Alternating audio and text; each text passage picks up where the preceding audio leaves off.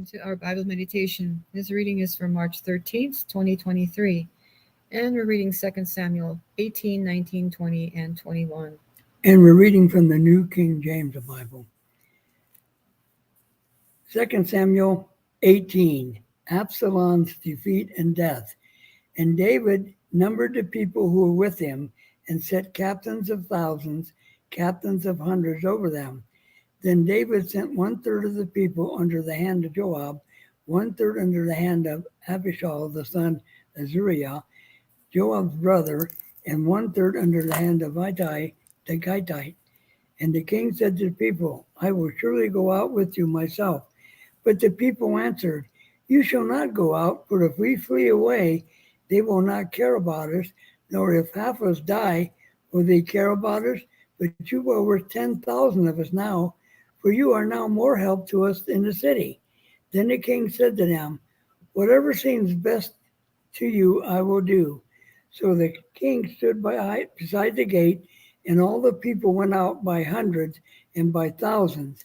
Now the king commanded Joab, Abishai, and Ittai, saying, Deal gently for my sake with the young man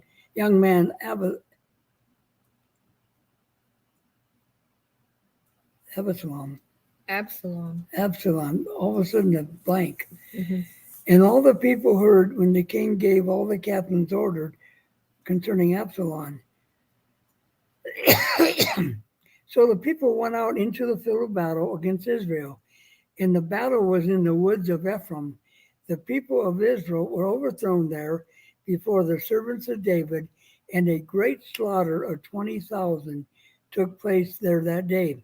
For the battle was scattered over the face of the whole countryside, and the woods devoured more people that day than the sword devoured. Then Absalom met the servants of David. Absalom rode on a mule, and the mule went under a thick broth of a great terebinth tree, and his head caught in the terebinth. There he was left hanging between heaven and earth. The mule which was under him went on. Now a certain man saw it and told Joab, and said, I just saw Absalom hanging in the terebinth tree. So Joab said to the man who told him, You saw him? Why did you not strike him there to the ground? I would have given you 10 shekels of silver and a belt. But the man said to Joab, Though I were to receive 1,000 shekels of silver in my hand, I would not raise my hand against the king's son. For in our hearing the king commanded you, and Abishai and Ittai, saying, Beware lest anyone touches the young man Absalom. Otherwise I would have dealt falsely against my own life. For there is nothing hidden from the king. You yourself would have set yourself against me.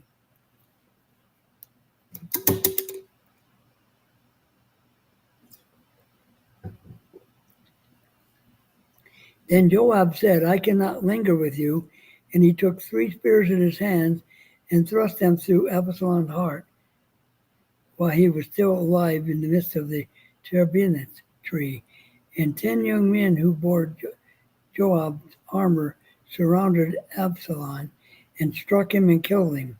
So Joab blew the trumpet, and the people returned from pursuing Israel. For Joab held back the people. And they took Absalom and cast him into a large pit in the woods, and lay a very large heap of stone over him. Then all Israel fled, everyone to his tent. Now Absalom in his lifetime had taken and set up a pillar for himself, which is in the king's valley. For he said, I have no son to keep my name in remembrance. Then he called the pillar as his own name, and to this day it is called Absalom's monument. David hears of Absalom's death. Then Ahimaaz, the son of Zadok, said, Let me run now and take the news to the king, how the Lord has avenged himself of his enemies. And Joab said to him, You shall not take the news this day, for you shall take the news another day. But today you take no news, because the king's son is dead. Then Joab said to the Cushite, Go tell the king what you've seen. So the Cushite bowed himself to Joab and ran. And Ahimaaz, the son of Zadok, said again to Joab, "But whatever happens, please let me also run after the Cushite." So Jacob said, "Why will you run, my son, since you have no news ready?" "But whatever happens," he said, "let me run." So he said to him, "Run." Then Ahimaaz ran by the way of the plain and outran the Cushite. Now David was sitting between the two gates, and the watchman went up on the roof over the gate to the wall, lifted his eyes up and looked, and there was a man running alone. Then the watchman cried out and told the king, and the king said, "If he's alone, there's a news in his mouth." And he came rapidly and drew near him. Then the watchman saw another man running, and the watchman said to the gatekeeper, "There's another man running alone." And the king said, "He brings news also." So the watchman said, "I think the running of the first man is the running like Ahimaaz, the son of Zadok." And the king said, "He's a good man and comes with good news." So Ahimaaz called out and said to the king, "All is well." Then he bowed down with his face to the earth before the king and said, "Blessed be the Lord your God, who has delivered up the men who raised up their hands against my lord the king." And the king said, "Is the young man safe?" Ahimaaz answered, "When Joab sent the king's servant and me, your servant, I saw a great tumult, but I did not know what it was about." And the king said, "Turn aside and stand here." So he turned aside and stood. Just then the Cushite came, and the Cushite said, "There's good news, my lord the king, for the Lord has avenged you this day and all those who rose against you." And the king said to the Cushite, Is the young man Absalom. Absalom safe?" And so the Cushite answered, "May the enemy of my lord the king, all who shall rise against you to do you harm, be like that young man." David's mourning for Absalom. Then the king was deeply moved and went to the chamber over the gate and wept. And as he went, he said, "Thus, O my son Absalom, my son, Absalom, if only I had died in your place.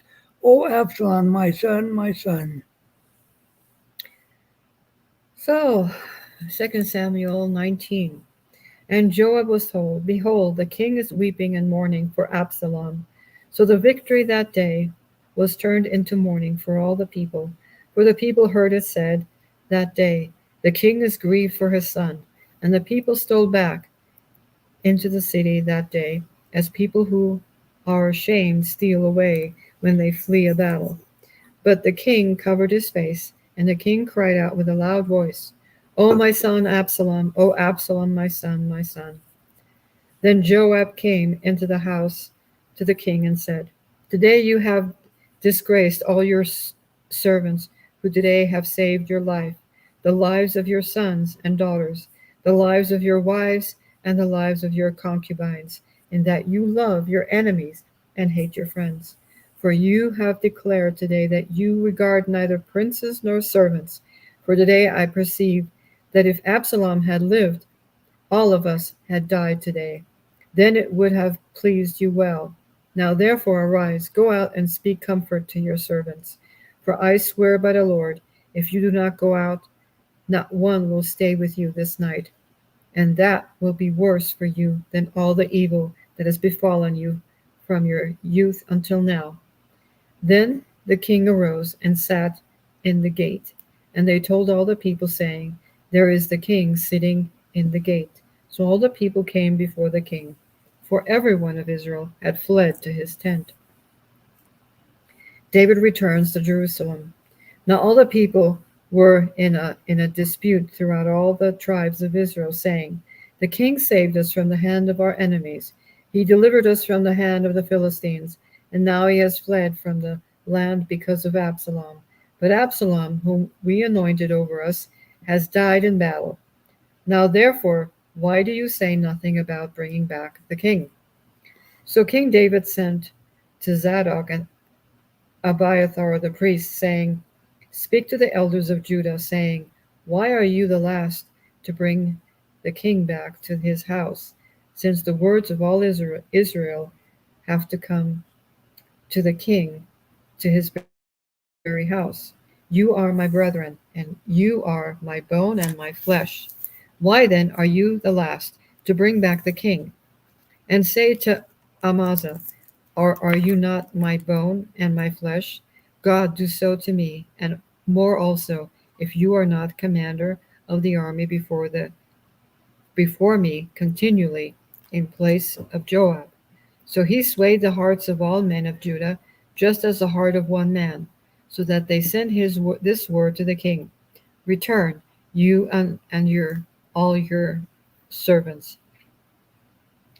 Then the king returned and came to the Jordan, and Judah came to Gilgal to go to meet the king, who escorted the king across the Jordan.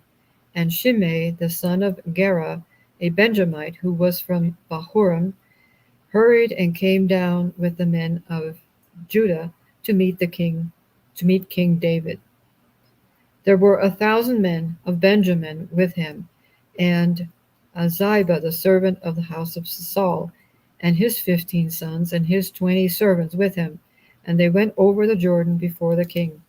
Then a ferry boat went across to carry over the king's household and to do what he thought good. King's mercy to Shimei. Now Shimei the son of Gera fell down before the king when he had crossed the Jordan.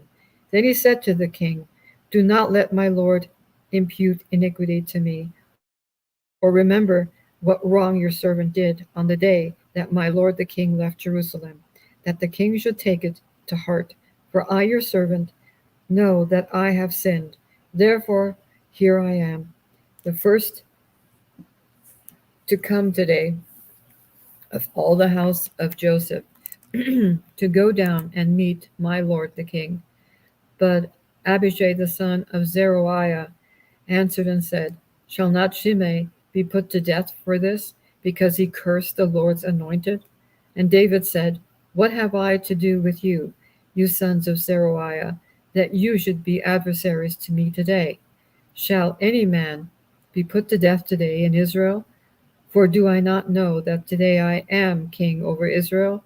Therefore the king said to Shimei, You shall not die. And the king swore to him. David and Mephibosheth meet.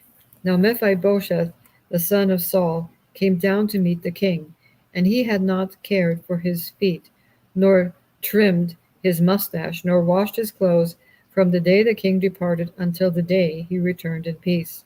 So it was, when he had come to Jerusalem to meet the king, that the king said to him, Why did you not go with me, Mephibosheth?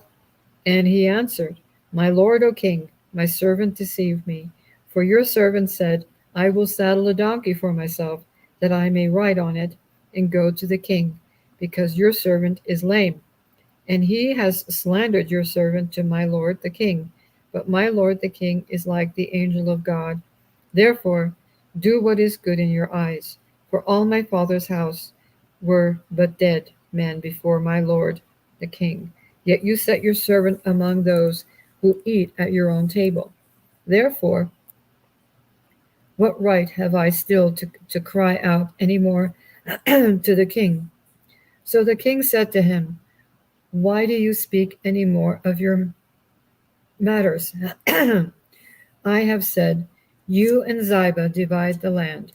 Then Mephibosheth said to the king, Rather let him take it all, inasmuch as my lord the king has come back in peace to his own house. David's kindness to Barzillai. Now Barzillai the Gileadite came down from Rogelim and went across the Jordan with the king to escort him across the Jordan. Now Barzillai was a very aged man, 80 years old, and he had provided the king with supplies while he stayed in Mahanaim, for he was a very rich man. And the king said to Barzillai, Come across with me, and I will provide to you while you are with me in Jerusalem. But Barzillai said to the king, How long have I to live, that I should go up with the king to Jerusalem? I am today 80 years old. Can I discern between the good and bad? Can your servant taste what I eat or what I drink? Can I hear any longer the voice of singing men and singing women? Why then should your servant be a further burden to my lord and the king? Your servant will do a little way across the Jordan with the king. And why should the king repay me with such a reward? Please let your servant turn back again, that I may die in my own city, near the grave of my father and mother. But here is your servant Chimham. Let him cross over with my lord the king, and do for him what seems good to you. And the king answered, Chimham shall cross over with me, and I will do for him what seems good to you. Now whatever you request of me I will do for you. Then all the people went over the Jordan, and when the king had crossed over, the king kissed Barzillai and blessed him, and he returned to his own place. The quarrel about the king. Now the king went on to Gilgal, and Chimham went with him, and all the people of Judah escorted the king, and also half the people of Israel. Just then all the men of Israel came to the king and said to the king, Why have your brethren, the men of Judah, stolen you away and brought the king, his household, and all David's men with him across the Jordan? So all the men of Judah answered the men of Israel, Because the king is a close relative of ours. Why then are you angry over this matter? Have we ever eaten at the king's expense? Or has he given us any gift? And the men of Israel answered the men of Judah and said, We have 10 shares in the king. Therefore we also have more right to David than you. Why then do you despise us? Were we not the first to advise bringing back your king, our king? Yet the words of the men of Judah were fiercer than the words of the men of Israel. 2 Samuel 20, the rebellion of Sheba.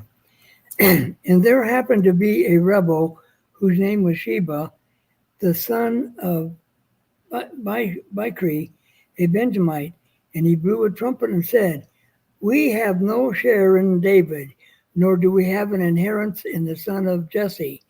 Every man to his tent, O Israel. So every man of Israel deserted David and followed Sheba, the son of Bichri. But the men of Judah from the Jordan as far as Jerusalem remained loyal to their king.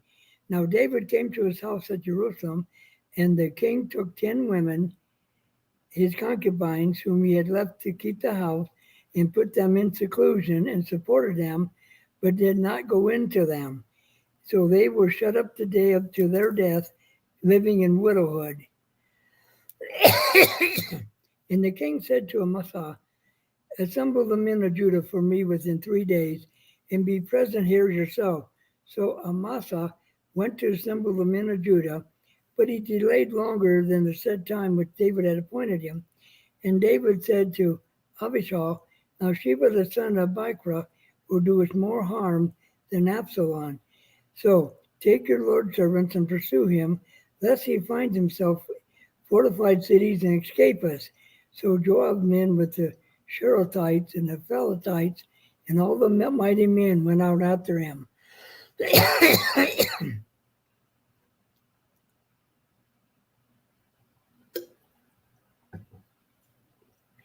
And they went out of Jerusalem to pursue Sheba, the son of Bichri. When they were at the large stone which is in Gibeon, Amasa came before them. Now Joab was dressed in battle armor. On it was a belt with a sword fastened to his sheath at his hips, and as he was going forward, it fell out. So Joab said to Amasa, Are you in health, my brother?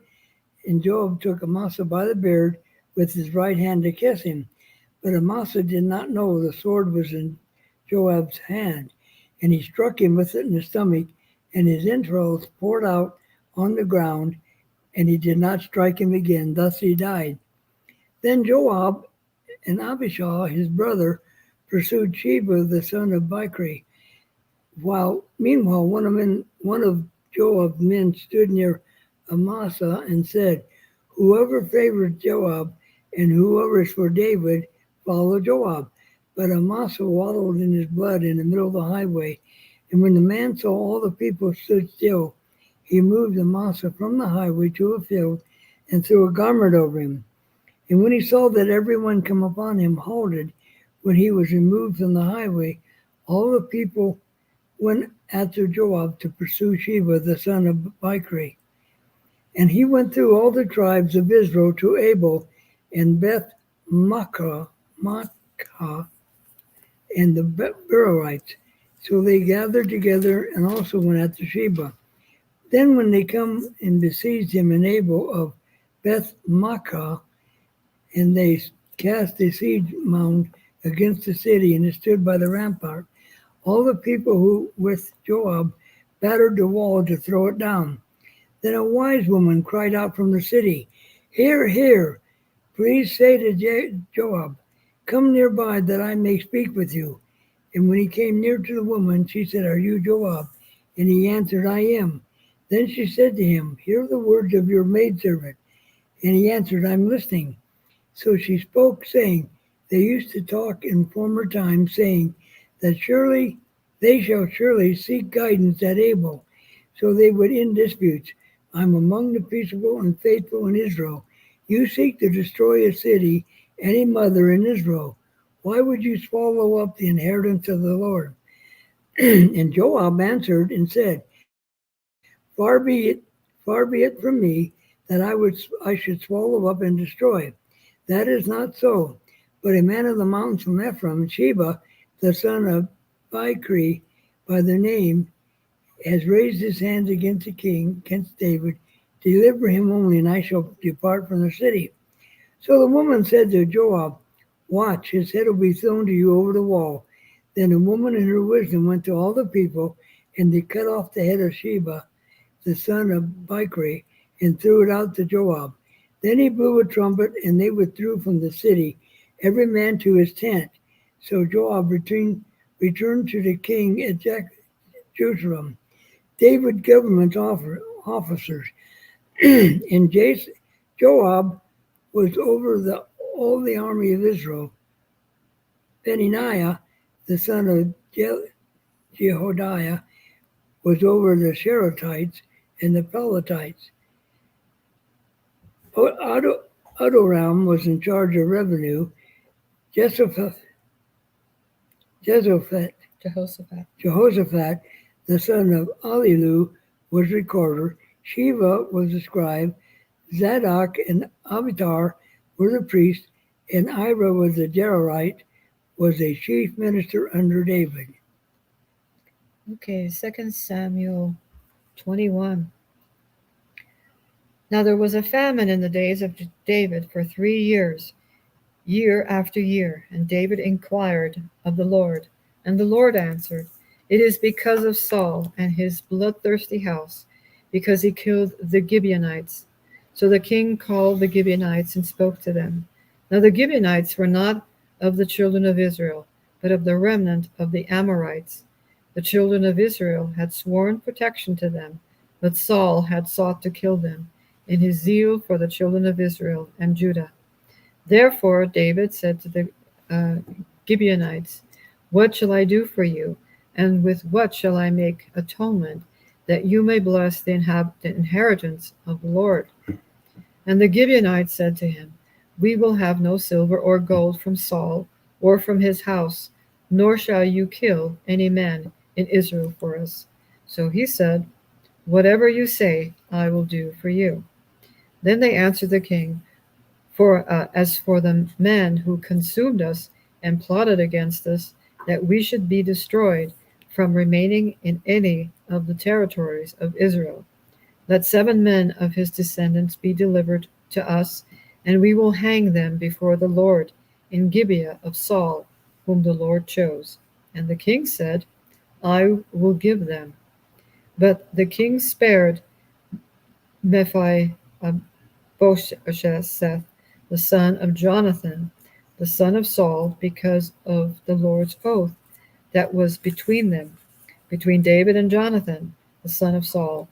So the king took Armoni and Mephibosheth, the 2 sons of Rizpah, the daughter of Aiah, whom she bore to Saul, and the 5 sons of Michal, the daughter of Saul, whom she brought up for Adriel, the son of Barzillai, the Meholathite. And he delivered them into the hands of the Gibeonites, and they hanged them on the hill before the Lord. So they fell, all 7 together, and were put to death in the days of harvest, in the first days, in the beginning of barley harvest. Now Rizpah the daughter of Aiah took sackcloth and spread it for herself on the rock, from the beginning of harvest until the late rains poured on them from the heaven, and she did not allow the birds of the air to rest on them by day, nor the beasts of the field by night. And David was told that Rizpah the daughter of Aiah, the concubine of Saul, had done. Then David went and took the bones of Saul and the bones of Jonathan his son from the men of Jabesh Gilead, who had stolen them from the street of Bethshan, where the Philistines had hung them up, after the Philistines had struck down Saul in Gilboa. So he brought up the bones of Saul and the bones of Jonathan his son from there, and they gathered the bones of those who had been hanged. They buried the bones of Saul and Jonathan his son in the country of Benjamin, in Zelah, in the tomb of Kish his father. So they performed all that the king commanded, and after that God heeded the prayer for the land. Philistine giants destroyed. When the Philistines were at war again with Israel, David and his servants with him went down and fought against the Philistines, and David grew faint. Then Ishbi-Benob, who was one of the sons of the giant, the weight of whose bronze spear was 300 shekels, who was bearing a new sword, thought he could kill David. But Abishai, the son of Zeruiah, came to his aid and struck the Philistine and killed him. Then the men of David swore to him, saying, "You shall go out no more with us to battle, lest you quench the lamp of Israel." Now it happened afterward that there was again a battle with the Philistines at Gob. Then Shibbekai the Hushathite killed Saph, who was one of the sons of the giant. Again there was war at Gob with the Philistines, where Elhanan, the son of Ajari Oregim, the Bethlehemite, killed the brother of Goliath the Gittite, the shaft of whose spear was like the weaver's beam. Yet again there was war at Gath, where there was a man of great stature, who had 6 fingers on each hand and 6 toes on each foot, 24 in number. And he also was born to the giant. So when he defied Israel, Jonathan, the son of Shimeah, David's brother, killed him.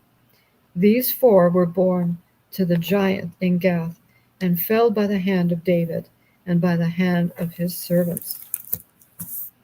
Oh. So there are such things as giants and people with 6 fingers and 6 toes. 6 toes. Wow. Wow. A lot of wars. Well, we got 3 more chapters of 2 Samuel. Yeah. And then we're in, Then we're in 1 Kings. wow. It's going by quickly. Isn't Yeah, we're plowing through here. We still got a lot to go. it? Oh, I know. Just barely begun. Yeah. Anyway, gory. War, deceit, doesn't sound any different than from today, does it? Lying, deceit. Wow. Treason. Yeah. Wow. So, anything you wanted to comment Oh, on? I think we're good. Let's see what this week brings Yes, in the USA and in the world. in the banks. Yes. It's going to It's be all been planned. It's all going to be. Things are crumbling. But rest in the knowledge that God wins. He's already won. So just put your faith and your being in God's hands. Absolutely. See, God is our supply. So Yes. don't worry, He will provide for you. So And just know, didn't He also say, the Bible says, all the gold and silver is mine? yes, yes. So, God loves you. We love you. Go in peace. Pray continuously and read your Bible. be blessed.